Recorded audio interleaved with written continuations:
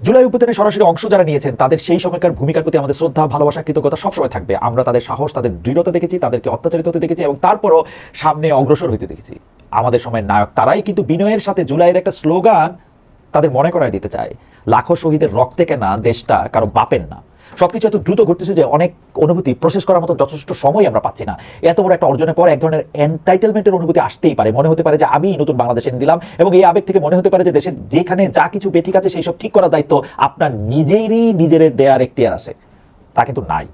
অন্তর্বর্তীকালীন সরকার আপনাদের মাধ্যমে হয়েছে যে কোনো রাষ্ট্রীয় সমস্যা সমাধানের জন্য নির্দিষ্ট মাধ্যম আছে এবং দায়িত্বগুলি তাদের কাছেই ছাড়া ভালো। জুলাই 2024 নিয়ে আমরা যেমন 1971 অনুভূতি টের পাই, ঠিক একইভাবে আমরা এখনকার অরাজকতা নিয়ে মুক্তিযুদ্ধের পরবর্তী অবস্থা বুঝতে পারতেছি। 1973 সালে আবার তোরা মানুষ নামে সিনেমা রিলিজ হয়েছিল খানাতর রহমানের পরিচালনায়। 80-র দশকে স্বাধীনতা দিবস বা বিজয় দিবস উপলক্ষে প্রায় দেখানো হতো টিভিতে। মুক্তিযুদ্ধ পরবর্তীতে জুলুম ও ক্যাওস তৈরি হয়েছিল, সেটারই একটা ক্রিটিক্যাল বয়ান ছিল সিনেমাটা। হাসিনার আমলে ছবিটা আর পাবলিকলি পাওয়া যেত না। এই সিনেমাটা জুলাই অভ্যুত্থানে যারা সক্রিয় ভূমিকা রেখেছেন তাদের সবচেয়ে বেশি এখন দেখা দরকার। এই যে আমাদের সমন্বয়ক ভাইয়ের প্রাডো গাড়ি চড়ে রিক্সাওয়ালার কাছে যাওয়ার কথা বলেন, আপনারা কি বুঝতেছেন যে তাইলে আপনারা রিপ্রেজেন্ট করতেছেন প্রাডোওয়ালাদের? একজন রিক্সা চালক কিংবা কৃষক কিংবা একজন শ্রমিক কেন আপনাদের তেলে আর বিশ্বাস করবে রে ভাই? আপনারা কি জানেন যে দুনিয়াতে ফ্রি লাঞ্চ বলে কিছু থাকে না? আপনার যে বন্ধুরা এত সব গাড়ি ঘোড়া চড়াইতেছে আপনারা, তারাও আপনার কাছ থেকে কিছু জিনিস আশা করতেছে। আমি একটা কথা বইলা রাখি, এই কথা কিন্তু আমারে অনেক বন্ধু বান্ধব বলছে অনেকবার, যে শেখ হাসিনার আমলে ব্যবসায়ীরা থেকে শুরু করে সবাইকে যেরকম খোপে খোপে বিভক্ত করা হয়েছিল না, প্রাডো গাড়ি যারা আসে আপনি ধৈর্য নিবেন তার লগে হাসিনার কোনো না কোনো কানেকশন ছিল। যে আপনি যে বিএমডব্লিউ চড়তে চাইতেছেন না, ওই বিএমডব্লিউ ওয়ালারও হাসিনার লগে কোনো না কোনো কানেকশন ছিল। এবং এই যে আপনাদের প্রাডো চড়াইতেছে, বিএমডব্লিউ চড়াইতেছে, মার্সিডিজ নাকি চড়াবে, আপনি যেটা আপনাদের চড়বেন এটা চইরা হে আপনার থেকে কোনো না কোনো কিছু আশা করবো। এবং এমনি দুর্নীতি শুরু হয়। রাজনীতিতে সততা সাধারণ চর্মচক্ষে দেখা পেতে হবে রে ভাই। আমাদের জনগণের বিশ্বাস, তাদের আস্থা একটা বিশাল ব্যাপার। জুলাই অভ্যুত্থানের কারণে সেই বিশ্বাস, আস্থা এবং ভালোবাসা আপনাদের প্রতি এখনো আমাদের আছে, কিন্তু আপনাদের এখনকার কাজ দিয়া সেটা নষ্ট করেন না। আপনাদের প্রতি আমার বিনীত অনুরোধ, আপনারা ছোট ছোট হাসিনা হয়ে উঠেন না। আমাদের এক জীবনে আমাদের যথেষ্ট হাসিনা পাওয়া হয়েছে, আর হাসিনা দরকার নাই আমাদের। যদি আপনারা ছোট ছোট হাসিনা হয়ে ওঠেন তাহলে এতগুলি মৃত্যু, এত আত্মত্যাগ সব কিন্তু বিফলে যাবে। হাসিনার আওয়ামী লীগের আমরা অলরেডি খেদাইছি, কাজে তারা আর আমাদের প্রতিপক্ষ না। As a matter of fact, Hasina আপা যদি চুপ করে আসে, টুপ করে দেশের মধ্যে ঢুকে পড়তে চায়, তাইলেও তাদের ঠেকানোর জন্য আমরা বিএনপি, গণসংহতি আন্দোলন, বৈষম্য বিরোধী ছাত্র আন্দোলন, বাংলাদেশ জাতীয় পার্টি যে কারণে নেতৃত্ব মেনে নেব। শুধু হাসিনা কেন, বাংলাদেশের উপরে বাইরের যে কোনো হুমকিতে আমরা এক যে হইতে পারি সেটা প্রমাণ জুলাইয়ের পরের 4 মাসে আমরা দেখেছি। অগাস্টে বন্যা কিভাবে মোকাবেলা করেছি তার সবাই মিলে, তা নিশ্চয়ই সবাই ভুলে যান নাই। মাত্র কিছুদিন আগে যখন গদি মিডিয়া আর আপার এতিমেরা মিল্লা জিল্লা হিন্দু মুসলমান কাজে লাগাইতে চাইছে, আমরা কিন্তু ধর্ম বিশ্বাস নির্বিশেষে তাদেরকে তাড়িয়েছি। আওয়ামী লীগ অথবা বাইরের যে কোনো শক্তির বিপরীতে আমরা এক সাইডে থাকবো, কোনো সন্দেহ নাই। তবে যখন অন্য কিছু সামনে আসবে, রাষ্ট্র পরিচালনা কেমনে করা হবে, কে করবে, রাষ্ট্রের মূলনীতি কি হবে, আদর্শ কি হবে, কে ক্ষমতা থাকবে, গণতন্ত্রটা আমরা কোন বিচারে দেখবো, সেটা কিন্তু একটা ডিফারেন্ট বলগে। এই বিষয়টা আমাদের মাথায় রাখতেই হবে। এইবার আসি ডিজিটাল নিরাপত্তা আইন বনাম সাইবার সুরক্ষা আইন প্রসঙ্গে। হাসিনার আমলে ডিজিটাল নিরাপত্তা আইনের বদলে বর্তমান সরকার আনছে সাইবার সুরক্ষা আইন। আগের আইনের বহু সমস্যাজনক ধারা এখনো একইভাবে বিদ্যমান। এই আইনের বিভিন্ন ধারায় আগে সরকার বিভিন্ন রকম অত্যাচার করছে মানুষের, যেমন আগেকার আইনের 28 ধারায় ধর্মীয় মূল্যবোধে আঘাত করাকে অপরাধ বলা হয়েছে, এখনকার আইনে সেটা হয়েছে 26 ধারা। কল্লোল মুস্তফা তার ফেসবুক স্ট্যাটাসে বলেছেন, কোনটা যৌক্তিক সমালোচনা, কোনটা অনুভূতিতে আঘাত, এগুলি থানা, পুলিশ, আইন আদালতের মাধ্যমে মীমাংসা করতে গেলে জুলুম, অপব্যবহার হওয়ার আশঙ্কা থাকে।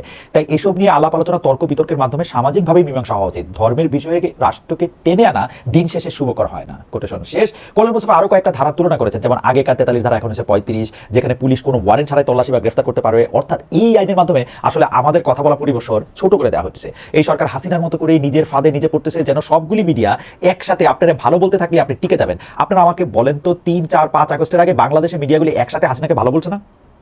হাসিনাকে ভাগতেই হইতো, কিন্তু এরকম ডিজাস্টার করার পরও সে অন্তত 5টা এক্সিট পয়েন্ট পাইছিল, যেটা দিয়ে বিভিন্ন রকম বুজুং বাজুং দিয়া সে বের হয়ে যেতে পারতো। এই সুযোগটা নিতে না পারার সবচেয়ে বড় কারণ হলো তার অনুগত মিডিয়া। তাদের জন্য শেখ হাসিনা নিজের বিপদ নিজে টের পান নাই, জনবিচ্ছিন্ন থাকছেন। তার প্রতি মানুষের জমতে থাকা ক্ষোভ চাপা পড়ে গেছে তোষামোদের তেলে, এবং যে কোনো বিরোধী কণ্ঠকে হাসিনা যেমন জামাত শিবির বা রাজাকে ট্যাগ দিতেন, তার মোশাহেব মিডিয়াও তাই করছেন। তারা বলছেন এইগুলোরে ধমকি দিলে চলে যাবে, পুলিশ দিলে বের হয়ে যাবে, আমরা আপনাদের সঙ্গে আসি। বলছে না? পুলিশ দিলে বা পুলিশ মারধর করলে, গুলি করলে, মাইরা ফালালে চলে যাবে, বলছে না? বলছে। সবগুলি মিডিয়া একসঙ্গে শেখ হাসিনা গান গাইছে না, কিন্তু কোনো লাভ হয়েছে শেষে তার? 80 দশকে বিবিসি সাংবাদিকতার একটা উদাহরণ দেয়। 1982 সালে আর্জেন্টিনা আর যুক্তরাজ্যের মধ্যে 10 সপ্তাহ বিশিষ্ট একটা যুদ্ধ চলতেছিল। ব্রিটেন এবং তার আশেপাশে 14টা দ্বীপ আছে যারা আলাদা সার্বভৌম রাজ্য হলেও প্রতিরক্ষা আর পররাষ্ট্র বিষয়ক ব্যাপারগুলিতে যুক্তরাজ্যের উপর তারা নির্ভরশীল। এইসব এলাকার বাসিন্দারাও কোনো না কোনোভাবে ব্রিটিশদের উত্তরসূরি, ব্রিটিশ রাজা বা রানীকে তারা নিজেদের মনার বলে মানে। অন্যদিকে আর্জেন্টিনা মনে করে এইসব দ্বীপ তাদের দখলে থাকার কথা। ফকল্যান্ড দ্বীপপুঞ্জ 14টা রাজ্যের একটা। আর্জেন্টিনা 1982 সালের এপ্রিলের 2 তারিখে তাদের দখল নেয়। এর জবাবে মার্গারেট থেচার দক্ষিণ আটলান্টিকের 8000 মাইল গভীরে নৌবাহিনী পাঠিয়েছিলেন আর্জেন্টিনার হাত থেকে ফকল্যান্ড আইল্যান্ডসকে উদ্ধার করার জন্য। দিন টিকে ছিল এই সংঘর্ষ। আর্জেন্টিনা 649 সেনা সদস্য, ব্রিটিশ বাহিনী 255 জন, আর ফকল্যান্ডের 3 জন মানুষ মারা যাওয়ার পর জুন মাসের 14 তারিখে আর্জেন্টিনা ব্রিটেনের কাছে সারেন্ডার করে।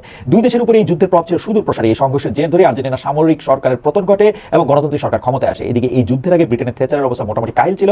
তখন একদিকে ম্যানুফ্যাকচারিং ইন্ডাস্ট্রিগুলির ত্রাহি মধুসূদন দশা, বাড়তে থাকা বেকারত্ব এবং সরকারের তরফ থেকে ভীষণ রকমভাবে খরচ কমায় দেয় নিজের ক্যাবিনেট জনগণ সবার কাছ থেকে কথা শুনতেছিলেন থেচার। তিনি একসময় বলছিলেন তিনি কখনো ফিরে তাকান না, ওই সময় মনে হচ্ছিল এইবার তার একটা ইউটার্ন নেওয়া লাগবে।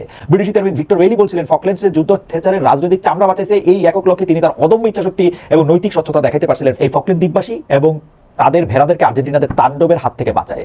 তার আয়রন লেডি খেতাবটাও হাসি ঠাটার খোরাক নয়, আবার উজ্জ্বলভাবে ফিরে আসছিল তার কাছে। থেচার 1990 সাল পর্যন্ত ক্ষমতায় ছিলেন। বিংশ শতাব্দীতে তিনি সবচেয়ে লম্বা সময় ধরে যুক্তরাজ্যের প্রধানমন্ত্রী ছিলেন। কিন্তু এই সময় নাকি থেচার সত্যি থেচার বিবিসির নিরপেক্ষ রিপোর্টিং এর উপর প্রচন্ড রেগে গেছিলেন। তিনি বলছিলেন বিবিসি শত্রুদের সাহায্য করছে, কারণ যুদ্ধের সময় তারা ব্রিটিশ সৈন্যরা কোথায় আক্রমণ করতে পারে সে সম্পর্কে রিপোর্ট করতো। এই যুদ্ধের 1 বছর পরের এক উইকেন্ডে থেচার নিজের হাতে 17,000 শব্দের একটা লেখায় বিবিসি যে যুদ্ধের খবর কভার করছে সেই বিষয়ে তার গভীর উদ্বেগ প্রকাশ করেছিলেন।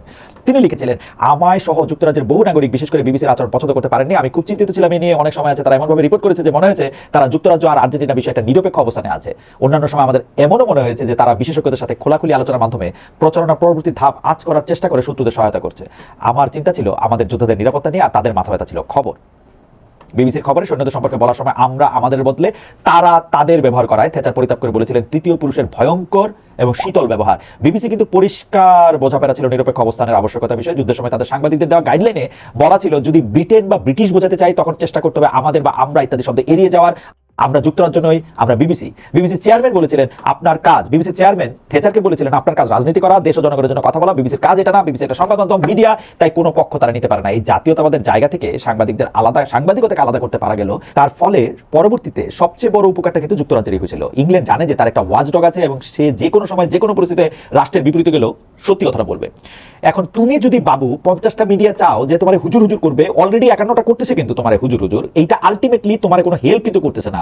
প্রপাগান্ডা যেমন তোমার শত্রুর পক্ষে ডেঞ্জারাস, তেমনি সেটা যদি তোমার নিজের পক্ষে যায় সেইটাও একই রকম ডেঞ্জারাস। রাশিয়ার ইতিহাস দেখেন, স্টালিন বা কুশ্চেভ এই সহজ কথাটা বোঝে নাই। সব হারানোর পর, মইরা যাওয়ার পর অনেক মূল্য দিয়ে বুঝতে হয়েছে এই কথাটা। আমাদের অন্তর্বর্তীকালীন সরকার এবং রাজনৈতিক দলগুলির বুঝতে হবে যে গণমাধ্যমে দাবড়ায় রাখতে গেলে নিজের পায়ে নিজেরই কোড়াল মারা হবে। স্যারেরা, আপারা, ভাইয়েরা, একটা কথা আপনাদেরকে বলে রাখি, আপনারা যে এরকম একটা জায়গায় থাকেন যেখানে মিডিয়া আপনাদের সমালোচনা করার সাহস পাবে, মিডিয়া যখন ক্ষমতায় চ্যালেঞ্জ করতে পারে, সত্যি কথা বলার স্বাধীনতা পায়, তখন আরেকজন কেউ যদি উইরা আইসা জুইরা বইসা নিজের স্বার্থ হাসিলের চেষ্টা করে, আপনাদেরকে আঘাত করে, তখনও সে সত্যি কথাই বলবে।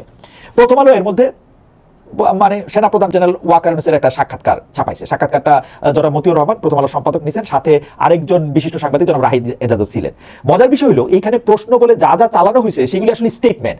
যেমন কোট করতেছি, প্রশ্ন এই কথাটা বলে লেখা হয়েছে, সম্প্রতি দেখছি সেনাবাহিনীর পক্ষ থেকে সংবাদ ব্রিফিং করা হচ্ছে, আপনিও কথা বলছেন, এর মধ্যে প্রশ্নটা কই? আমি তো দেখতেছি না। তারপর আবার প্রশ্ন বলে লিখতেছে, সিভিল মিলিটারি সম্পর্ক বা সাংবাদিকদের সঙ্গে প্রতিরক্ষা বাহিনীর সম্পর্ক, এসব বিষয় নিয়ে অতীতে অনেক কথা হয়েছে, অবিশ্বাসের জায়গা থাকলে সমস্যা হয়। কোট শেষ। এইখানে বা প্রশ্নটা কই? সাক্ষাৎকারে 40টা বিষয়কে প্রশ্ন বলে চালানো হয়েছে, যার ভিতরে মাত্র 16টা হলো প্রশ্ন, বাকিগুলি প্রশ্ন না। এইটা যে জনাব মতিউর রহমান না বুঝেই করেছেন বিষয়টা কিন্তু এমন না। যেমন দেখেন, উনি প্রশ্ন করতেছেন বা প্রশ্ন করতেছেন বলে যেটা করতেছেন, প্রধান উপদেষ্টা সাধারণ নির্বাচনের একটা সময়সীমা দিয়েছেন, এই বিষয়ে কিছু বলবেন? আপনাদের তো কাজ করতে হবে।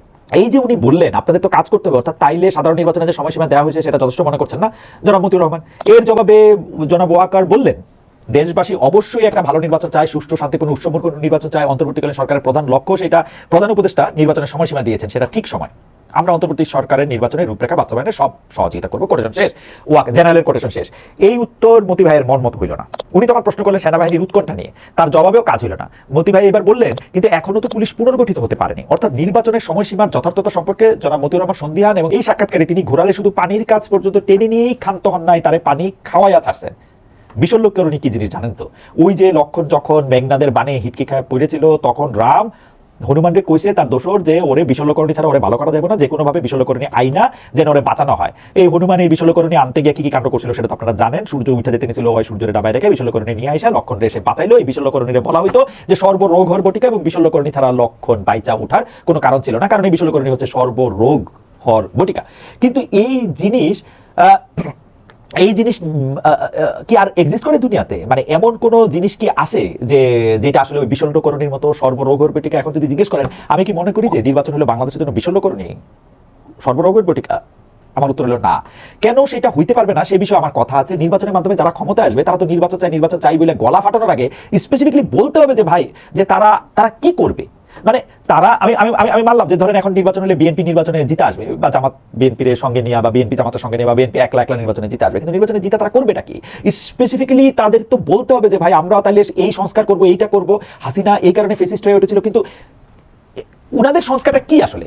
আপনি যখন ওনাদেরকে এগুলি জিজ্ঞেস করবেন ওরা আপনার 31 দফা দেখাই দিবে সাপের 5 পায়ের মতো, কিন্তু তার মধ্যে কত কাগজের পরিবর্তন আছে, কত কাঠামো, মানে তার মধ্যে যতগুলি কাগজে পরিবর্তন আছে তত কিন্তু কাঠামোগত পরিবর্তন নাই। যেমন কাগজের পরিবর্তনে বলা যায় আমরা প্রধানমন্ত্রী এবং রাষ্ট্রপতির মধ্যে ক্ষমতার ভারসাম্য আনবো, কিন্তু কিভাবে আনবেন? ইংরেজিতে একটা কথা আছে, চ্যারিটি বিগিনস এট হোম। আপনারা প্রথমে বলেন আপনারা দলের ভিতরে কিরকম সংস্কার আপনারা আনতেছেন, কিভাবে গণতন্ত্র আনতেছেন, আপনাদের নেতা কিভাবে নির্বাচন করবেন, কে কর্মী হবে, দলটা কিভাবে পরিচালনা করবেন, কোন আদর্শ ফলো করবেন, কিভাবে আপনাদের জবাবদিহি নিশ্চিত করবেন, বিচার বিভাগকে কিভাবে স্বাধীন রাখবেন। এই সব কিছুতে আপনারা শুধু, আমি আবার কইতেছি, আপনারা শুধু লিপ সার্ভিস দিয়ে যেতেছেন, কিন্তু আর খালি নির্বাচন চাই গণতন্ত্র আসতে হবে এগুলি আপনারা বলে বেড়াইতেছেন। যেহেতু আপনারা দ্রুত নির্বাচন চাইতেছেন তাহলে বলেন যে এইগুলি সংস্কারের কাজ আপনারা করবেন, ঘোষণা দেন, এবং এই ঘোষণা আসতে হবে দলের 1 নম্বর লোকটার কাছ থেকে, 1 নম্বর লোকটার কাছ থেকে।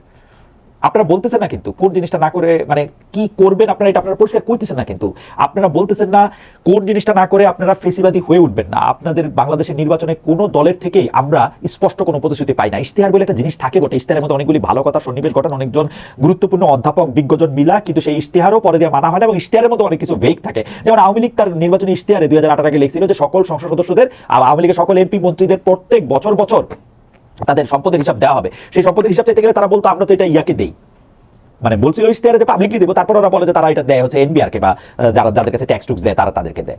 সেই জন্য আমরা বলতেছি যে ভাই আপনারা যে ফেসিবাদী হয়ে উঠবেন না, এটা আমরা কেমনে বুঝবো? এখন আপনারা একটা পপুলিস্ট জায়গা থেকে কোনো মতে যা ইচ্ছা বইলা টইলা দুনিয়ার ভালো কথাটা বলে গিয়ে চেয়ারে বসে পড়েন আর আমাদেরকে বসাই দেন ইলেকট্রিক চেয়ারে। তখন আমরা থাকি হচ্ছে আপনাদের দয়া, এবং আপনারা তখন শেখ হাসিনার মতো বলতে থাকবেন আমি তোমাদেরকে এইটা দিছি, ওইটা দিছি, টেলিভিশন দিছি, মেট্রো দিছি, দেশ উন্নয়নের জোয়ারে বাসায় দিছি, আর আমাদের দাঁত কিরমির করতে করতে এগুলি সহ্য করা ছাড়া উপায় থাকবে না। ভোটের মাধ্যমেই হোক আর ভোট ডাকাতি করাই হোক, ইলেকশনের একটা দিন বাদে যে ব্যবহার সরকার আমাদের সাথে করে তা জমিদার আর প্রজার মতন। আমাদের কপাল খারাপ হইলো, আমাদের কপাল যে খারাপ এটা আমরা কেমনে বুঝি জানেন? আমাদের এই কপাল খারাপ হইলো যে এই কাজগুলি অনির্বাচিত সরকারও করে। মানে যে মানে মানে নির্বাচিত হয়ে আমগরে জ্বালায়, ভোট ডাকাতি করে আমগরে জ্বালায়, অনির্বাচিত সরকারও এই একই কাজ করে। এই অনির্বাচিত সরকারগুলির কাছ থেকে আমাদের আশা দ্রুত ফুরায় যায়। আমরা যখন আপনাদের নির্বাচন করতেছি, সুতরাং আমরা যখন আপনাদেরকে নির্বাচিত করতেছি, আমরা যখন আপনাদেরকে ভোট দিতেছি, এই মানে আমগো কথা বাদ দেন, এই যে জেনজিরা বা মিলেনিয়ালরা যারা প্রথমবারের মতো ভোট দিবে, এইটা কিন্তু তাদের আমানত। এই জীবনে তারা ভোট দেয় নাই, কিন্তু মনে রাখেন। তাইলে আপনারা আমাদের সামনে ওয়াদা করেন, বলেন আমি ওয়াদা করতেছি যে আমি যদি নির্বাচনের সংস্কার না করি, মানে নির্বাচনের ব্যবস্থা সংস্কার যদি আমরা না করি, পরপর দুইবারের বেশি যদি প্রধানমন্ত্রী থাকি, আমি যদি বিচার বিভাগ নিয়ন্ত্রণ না করি, আমার যদি ক্ষমতার কোনো ভারসাম্য না থাকে, তাহলে আগামী কল্য হইতে তোমরা আমার নামে এবং আমাকে ভাগাই দিও। সেইটা তো আপনারা কইতেছেন না। আপনারা আছেন ভেগ 31 দফা 43 দফা দফা নিয়ে। আমি কেন বাপু তোমার এখন আর বিশ্বাস করবো? এমন তো না যে আমি বিএনপির জীবনে দেখি নাই, দেখছি তো। আগের চেয়ে কোথায় আপনারা আলাদা হইবেন বলেন তো? নতুন কি করবেন? আরো কিছু কথা আসলে আমার বলার আছে। আশা করতেছি আগামী পর্বে ভ্যাট, দ্রব্যমূল্য এগুলি নিয়ে কথা বলবো। বাংলাদেশে একটা রাজনৈতিক সরকারের দরকার কেন, সেইটা নিয়েও আগামী পর্বে হয়তো আমি কথা বলবো। 31 ডিসেম্বরে জুলাই বিপ্লবের ঘোষণা পর্ব পিছায় নেওয়া হয়েছে 15 জানুয়ারি, কথা বলবো সেই বিষয়ে। 2025-এ আমরা অনেক কথা বলবো, নিজের বাইরেও পাশের মানুষটা নিয়ে ভাববো। যখন আমরা অন্যের সাথে কথা বলি তখন যেন খেয়াল রাখি সে আমার মতোই আরেকজন মানুষ, যাতে সহমর্মিতা থাকে আমাদের মনে। আল্লামা ইকবাল বলেছেন, বাত जो दिल से निकलती है असर रखती है, पार नहीं ताकाते परवाज मगर रखती है। আমরা মনের কথা বলবো, মনের ভিতর থেকে উঠে আসা সত্যি কথার মতন পাওয়ারফুল খুব কম কিছুই আছে দুনিয়ায়। সবাই ভালো থাকবেন, দেখা হচ্ছে আগামী পর্বে।